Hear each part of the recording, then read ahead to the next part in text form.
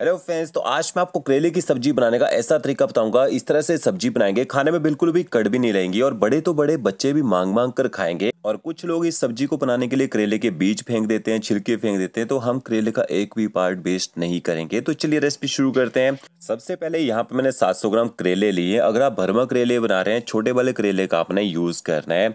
और इसके बाद आपने करेलों को अच्छी तरह से धो लेना है, क्योंकि जब हम करेलों को पील करते हैं उनके छिलकों का भी यूज करते हैं। तो 1 कप मैंने इसमें पानी का ऐड कर दिया है और 2 चम्मच आपने इसमें नमक के ऐड करना है। नमक और पानी के साथ मिक्स करके करेलों को धोएंगे। इनके बाहर से धूल मिट्टी वगैरह लगी हो ना, पूरी तरह से निकल जाती है और करेलों का जो कड़वा टेस्ट है वो भी निकल जाता है। तो कम से कम 2 से 3 मिनट तक करेलों को इसी तरह से छोड़ दीजिए पानी में और इसका थोड़ा सा मसल के आप इनको ना धो लीजिए।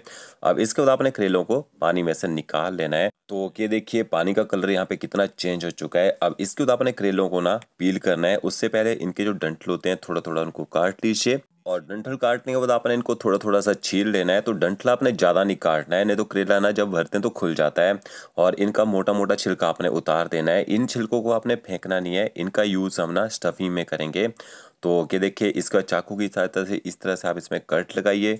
कट लगाने के बाद आपने इसके अंदर जो बीज होते हैं उनको निकाल लेना है। चाहे वो पके बीज हो चाहे वो कच्चे बीज है, आपने इनको निकाल के साइड में रख लेना है। अब कुछ लोग क्या करते हैं, बीज को फेंक देते हैं। तो करेलों के बीज में करेले से ज़्यादा विटामिन पाए जाते हैं। और ये देखिए इस तरह से आपने करेलों को अंदर से खाली कर लेना है। और ये देखिए कितने सारे बीज और छिलके मैंने इकट्ठे करके रख लिए हैं। इनके हम बाद में स्टफिंग बनाते हैं। पहले और तैयारी कर लेते हैं। अब आपने करेलों का कड़वा टेस्ट दूर करने के लिए इसमें 1 चम्मच नमक ऐड करना है, आधे से कम चम्मच हल्दी पाउडर ऐड कीजिए।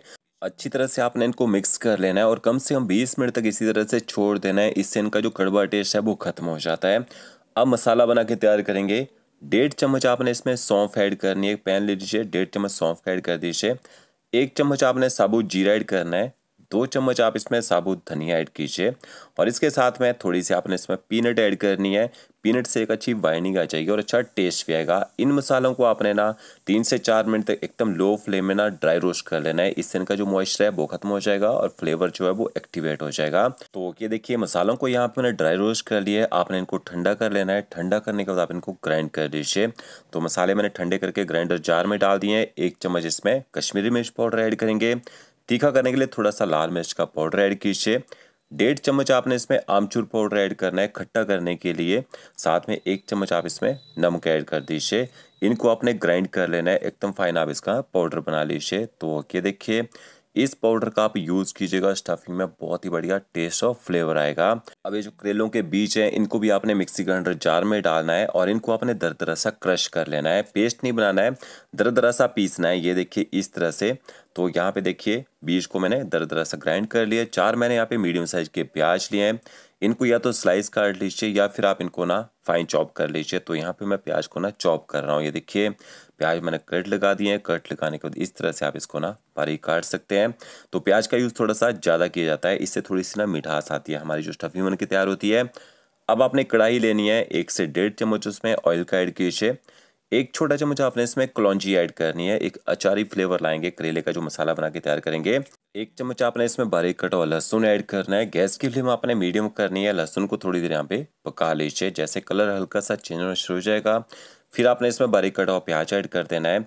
और अब आपने ना गैस की फ्लेम हाई करनी है और हाई फ्लेम में प्याज को थोड़ी देर यहाँ पे पका लीजिए, ताकि प्याज का जो कच्चा टेस्ट है ना वो ख़त्म हो जाए। और साथ में आप ना तीखा करने के लिए थोड़ी सी हरी मिर्च डाल दीजिए इसमें। थोड़ी सी लाल मिर्च भी डालिए, बट थोड़ा चटपटा सा टेस्ट लाएंगे मसाले में। तो ये देखिए 1 छोटा चम्मच मैंने इसमें बारीक कटी हरी मिर्च ऐड कर दी है। और हाई फ्लेम में आप प्याज को पका लीजिए। तब तक पकाना है जब तक प्याज अच्छे से सॉफ्ट ना हो जाए, ज़्यादा गोल्डन ब्राउन नहीं करना है। तो ये देखिए 4 से 5 मिनट हो चुके हैं प्याज को पकाते हुए। प्याज सॉफ्ट हो चुका है। इसके बाद आपने करेले के बीज ऐड कर देने हैं। जब आप तड़के में करेले के बीज ऐड करेंगे गैस की फ्लेम आपने हाई करनी है। 3 से 4 मिनट तक आपने हाई फ्लेम में इनको पका लेना है, ताकि इनका जो मॉइस्चर है वो खत्म हो जाए। अच्छी तरह से पकाएंगे तब इनका जो कड़वा टेस्ट है ना वो खत्म हो पाता है। तो ये देखिए मसाला हमारा बिल्कुल ड्राई हो चुका है। फिर आपने इसमें ना जो छिलके रखे थे करेले के वो भी इसमें ऐड कर देने हैं और करेले के छिलकों को भी मिक्स कर लीजिए। इनको भी वैसे ही आपने थोड़ी देर हाई फ्लेम में पका लेना है। तो यहाँ पे मुझे 9 से 10 मिनट हो चुके हैं इस मिक्सचर को पकाते हुए और हमारा जो मिक्सचर बिल्कुल ड्राई हो चुका है। थोड़े से मसाले ऐड कर दीजिए। आधा चम्मच मैंने इसमें नमक ऐड किया है। आधे से कम चम्मच आपने इसमें हल्दी पाउडर ऐड करना है और हल्दी पाउडर और नमक को भी मिक्स कर लीजिए और थोड़ी देर इसको भी पका लीजिए। तो जैसे हम नॉर्मल सब्जी बनाते हैं करेले की, तो ये स्टफिंग भी वैसे ही तैयार की जाती है। बस इस स्टफिंग को आपने ये देखिए अच्छी तरह से पका लेना है, इसमें मॉइस्चर नहीं होना चाहिए। जब आप इसको पूरा अच्छी तरह से पका लेंगे, टेस्ट कर लीजिएगा, बिल्कुल भी इसमें कड़वा टेस्ट नहीं रहेगा। फिर आपने जो मसाला बना के रखा होगा, पूरे का पूरा मसाला आपने इसमें ऐड कर देना है। तो 1.5 से 2 मिनट तक आपने मसालों को भी यहाँ पे भून लेना है। तो ये देखिए स्टफिंग का जो मिक्सचर यहाँ पे तैयार हो चुका है। लास्ट में आप इसमें थोड़ा सा बारीक कटा हुआ हरा धनिया डाल दीजिए। आप इस मिक्सचर को ना 2 से 3 दिन स्टोर करके भी रख सकते हैं, खराब नहीं होता है। अब इसके बाद आपने इस मिक्सचर को ना बाउल में निकाल लेना है ताकि ये थोड़ा सा ना ठंडा हो जाए। तो टेस्ट करके देखिए बहुत ही ज़बरदस्त लगता है। आप इसको रोटी के साथ ना ऐसे भी खाना चाहे तो ऐसे भी खा सकते हैं। अब करेले चेक कर लेते हैं, 20 मिनट हो चुके हैं और ये देखिए करेलों ने काफ़ी सारा यहाँ पे पानी भी छोड़ दिया है। तो ये जो पानी निकला है कड़वा पानी होता है।